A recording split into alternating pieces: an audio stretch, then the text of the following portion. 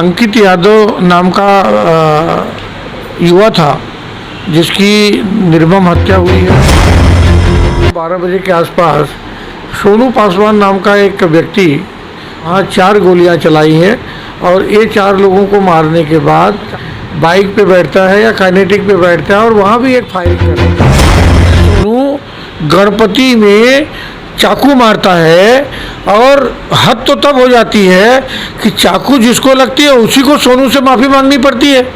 ये ऐसे का ये कायदा सुव्यवस्था चलने वाली है? ऐसा पुलिस प्रशासन चलने वाला है? कांदीवली पुलिस प्रशासन पूरी तरह से इस दुर्घटना के लिए, इस घृणित हत्या के लिए जवाबदार है। ऐसे अधिकारी जो सिर्फ यहाँ हफ्ता वसूली करने के लिए और ऐसे खबरी रख करके पैसा वसूल करने का काम है, उनको तुरंत कांदीवली से विदा किया जाए। और देश में लोगों की इच्छा है ऐसे लोगों को भी गोली मार दी जाए।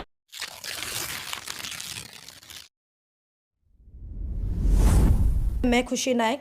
कल देर रात 12:15 में कांदिवली में 4 राउंड फायरिंग की गई, जिसमें एक युवक की मौत हुई और 3 लोग घायल हुए। आपको बता दें कि जिस युवक की मौत हुई वो 24 वर्षीय था और उसका नाम अंकित यादव बताया जा रहा है।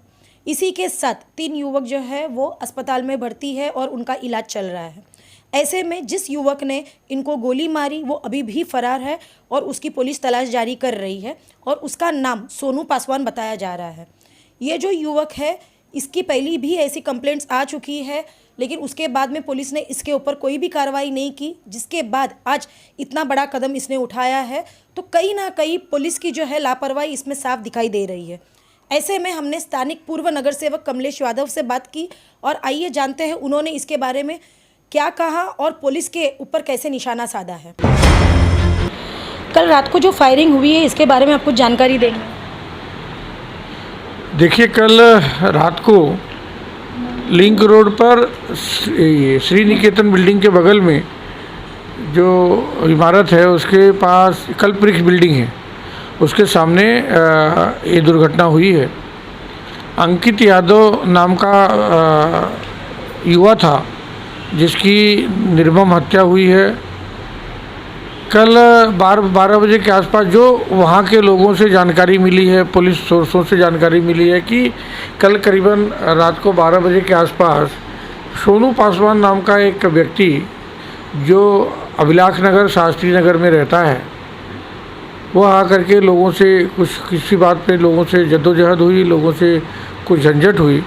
तो इस अंकित यादव, उसके साथ अविनाश दाभोलकर, उसके साथ मनीष गुप्ता और प्रकाश नारायण, इन 3 लोगों को और कुल मिलाकर के इस जो वहाँ जानकारी मिली है कि रास्ते के पूर्व तरफ जो लिंक रोड का इस साइड है वहाँ 4 गोलियां चलाई हैं और ये 4 लोगों को मारने के बाद, 4 लोगों पे गोलियों की से हमला करने के बाद फिर वो डिवाइडर को क्रॉस करके रास्ते के वेस्ट में जाता है, बाइक पे बैठता है या काइनेटिक पे बैठता है और वहाँ भी एक फायरिंग करता है। इस तरह से मुंबई शहर के भीड़ भाड़ इलाके में नवरात्रि के समय इस तरह से भरे रास्ते पर गोलीबारी करना, लोगों की हत्या करना, इसकी जितनी हम निंदा करें उतना कम है।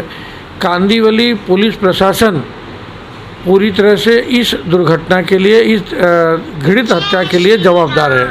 कांदीवली पुलिस स्टेशन को हम लोगों ने इसके पहले जानकारी दी थी कि कांदीवली के परिसर में डीसीपी जोन 11 को आमदार साहब के माध्यम से हमने बताया था कि कांदीवली परिसर में बहुत सारी समस्याएं ऐसी हैं कि कांदीवली के जो अभी अधिकारी हैं, एक वहाँ पीआई हैं जो कल क्राइम होने के बाद भी उन पीआई महोदया का पता नहीं चला। दूसरे एक पीआई हैं ठाकरे साहब, उनका पता नहीं, वो अपने धंधे में व्यस्त रहते हैं। एक सावंत नाम के अधिकारी, लेकिन उनको देख करके कहीं एहसास नहीं होता कि कोई एक पुलिस अधिकारी है और सीनियर पीआई है।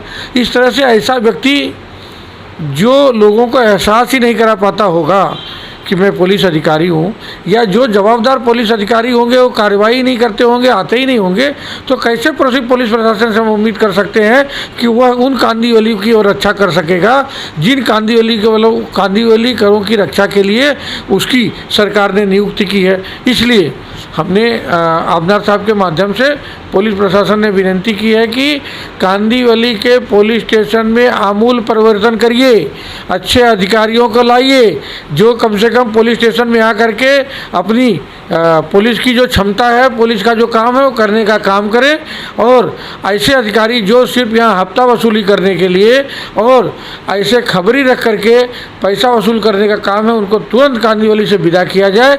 और ये जो हत्या हुई है, जो हत्यारा है उसको तुरंत गिरफ्तार किया जाए।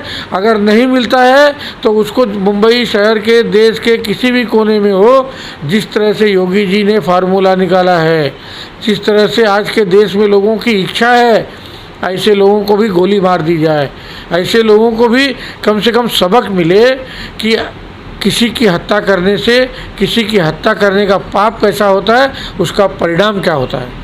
आपने उनके परिजनों से बात की? किसी परिजन से आपकी बात हुई है कल रात से अब तक? अंकित के पिताजी से मिला, अंकित के दादाजी से मिला, उनके साथ बैठा। ठीक है, हमारे उनसे पारिवारिक रिश्ते हैं, संबंध अच्छे हैं। यह जो ये सोनू है, अभी गणपति में देखिए पुलिस प्रशासन कितना डरपोक हो गया है। ये सोनू गणपति में चाकू मारता है, और हद तो तब हो जाती है कि चाकू जिसको लगती है उसी को सोनू से माफ़ी मांगनी पड़ती है। ये ऐसे का ये कायदा सुव्यवस्था चलने वाली है? ऐसा पुलिस प्रशासन चलने वाला है? आने वाले दिनों में पुलिस को जागना पड़ेगा, पुलिस को अपने काम को करना पड़ेगा, और ये हफ्ता वसूली दलाली का धंधा करके बंद करके उन्होंने लोगों की सेवा, लोगों की सुरक्षा कैसे हो काम करना पड़ेगा। और इस परिवार के ऊपर जो आफत आई है, विपत आई है, परेशानी आई है, जो तकलीफ़ आई है, मैं माँ मोहम्मद अली के चरणों में प्रार्थना करता हूँ उन्हें इतनी ताकत दे, इतनी क्षमता दे कि आने वाले दिनों में इस जो पहाड़ जैसा दुख है उसको सहने की क्षमता मिले। दही हंडी के दिन बताया जा रहा है कुछ विवाद हुआ था, इसके बारे में कोई जानकारी दे पाएंगे? देखिए, उस परिसर में दही हंडी के दिन भी विवाद हुआ था और गणपति के दिन भी विवाद हुआ था। तो अभिलाष नगर, शास्त्री नगर में विवादों का और उस परिसर का एक नाता हो गया है। कुछ लोग पूरे परिसर का नाम, पूरे परिसर को बदनाम करने का जो काम कर रहे हैं, वही एक कारण बना है, वही एक समस्या बनी है। जो कल यहाँ दुर्घटना हुई, कल जो हत्या हुई है, उसी का परिणाम है कि उस शास्त्री नगर, अभिलाष नगर में कुछ ऐसे तबके के लोग, ऐसे प्रवृत्ति के लोग रहते हैं जो लोगों को परेशान करना, लोगों से हफ्ता वसूल करना, लोगों को खंडनी मांगना, ये सारे ऐसे काम करते हैं। आने वाले दिनों में मेरी पुलिस प्रशासन से यही विनती रहेगी, ऐसे लोगों पर अंकुश लगाएं। आप देख रहे होंगे लिंक रोड पर दारू की दुकान शाम को लगती है, अंडे वाले हैं, बैदे वाले हैं, उनके साथ दारू बिकती है। पुलिस के लोग आकर के हफ्ता ले जाते हैं। बार बार हम विनती करते हैं, लिंक रोड की लाइट नहीं चालू होती है, सब मिले हुए हैं। महानगर पालिका का प्रशासन मिला है, पुलिस प्रशासन मिला है, सभी लोग मिलकर के गुंडों को संरक्षण दे रहे हैं। इसलिए मेरी मांग है, आने वाले चंद दिनों में ऐसे जो धंधे का समय है 10 बजे तो 10 सवा 10 बजे तक धंधा बंद हो जाना चाहिए। जो धंधों पे दारू बिकती है, ऐसे धंधे को तुरंत बंद कर देना चाहिए। दारू जहाँ बिकती है उनके ऊपर कार्रवाई करनी चाहिए। लाइट नहीं हो, माँ बहनें जहाँ सुरक्षित नहीं हो, वो सुरक्षा करने का पुलिस ने बंदोबस्त करना चाहिए।